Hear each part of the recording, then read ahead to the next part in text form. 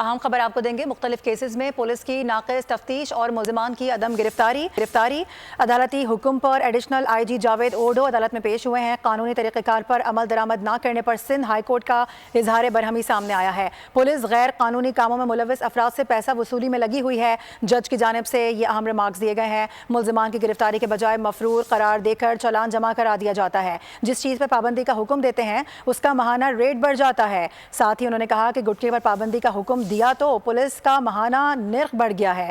مقدمے اندراج کے بعد مال مسروقہ کی برآمدگی یقینی بنانے کا حکم بھی دیا گیا ہے، جبکہ آپ کو بتائیں کہ عدالت نے یہ بھی کہا کہ گرفتار ملزمان کی بروقت شناخت پریڈ یقینی بنائی جائے۔ اہم اپ ڈیٹ آپ کو بتائیں کہ مختلف کیسز میں پولیس کی ناقص تفتیش اور ملزمان کی عدم گرفتاری، ایسے میں عدالتی حکم پر ایڈیشنل آئی جی جاوید اوڈو عدالت میں پیش ہوئے ہیں۔ قانونی طریقہ کار پر عمل درآمد نہ کرنے پر سندھ ہائی کورٹ کی جانب سے اظہار برہمی کیا گیا ہے۔ ساتھ ہی آپ کو بتائیں کہ پولیس غیر قانونی کاموں میں ملوث افراد سے پیسہ وصولی میں لگی ہوئی ہے۔